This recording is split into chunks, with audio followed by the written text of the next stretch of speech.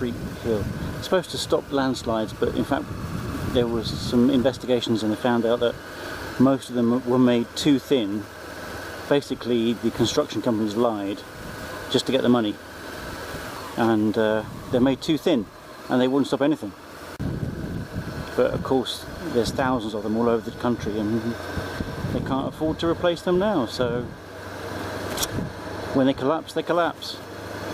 Now this is the spare landing when we have a big problem on this takeoff. That's the emergency landing, which I've never used and I don't want to use it either because it's in the gully. It really is an emergency landing. And then from knowledge, this road is awful. Really bad quality finish and very, very nasty tightening bends, which coming up doesn't seem to really make a difference, but going down, of course, it does. They're very unpleasant.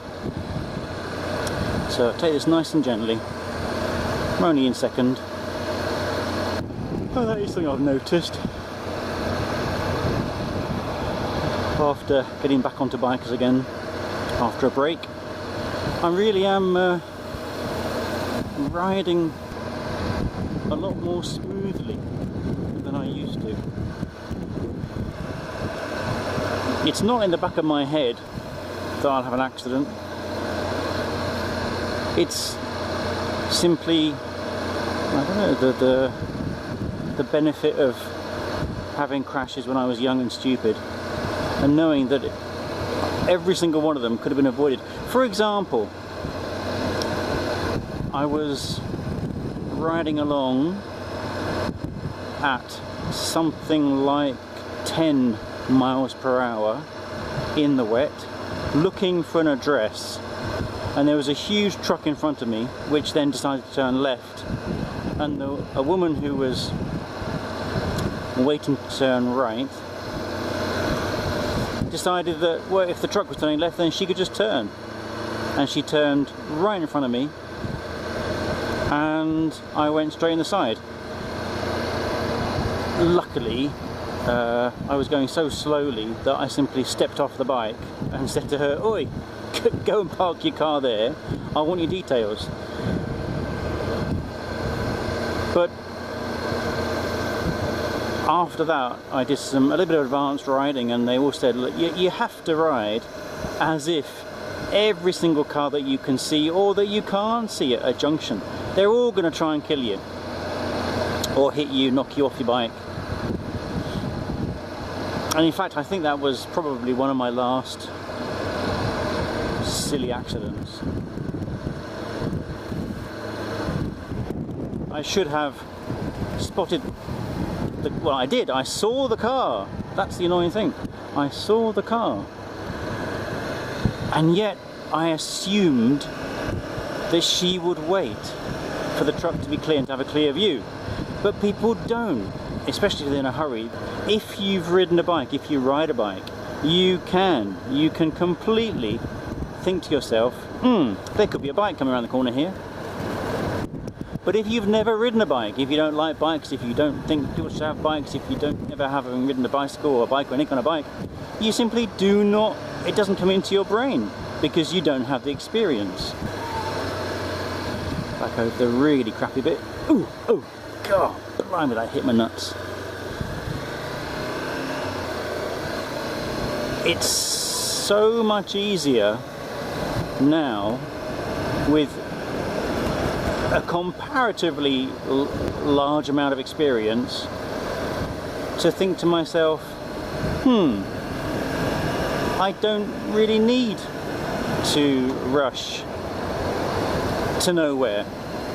I can enjoy the journey. Now I was, well, I've been, like many, I'm saddened by Baron von Grumble's current personal predicament. That aside, he was making a comment the other day. It was during his trip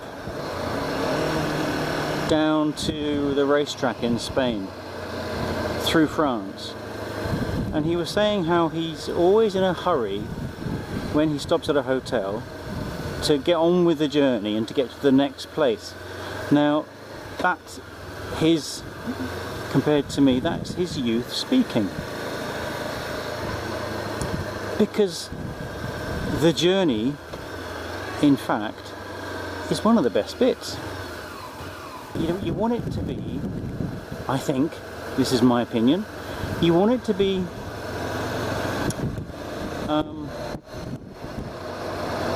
part of the journey. Oh, it's green. Let's get through here.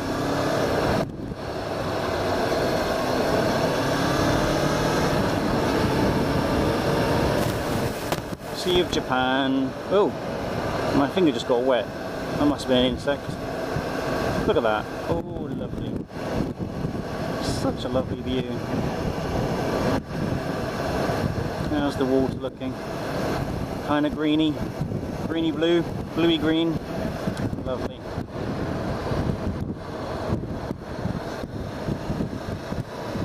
There's a little hut down here which people go down and have barbecues in. Oh, look, there's some kids playing. All toasty brown. Unfortunately, I'm from England. My body doesn't go toasty brown, it goes burnt red.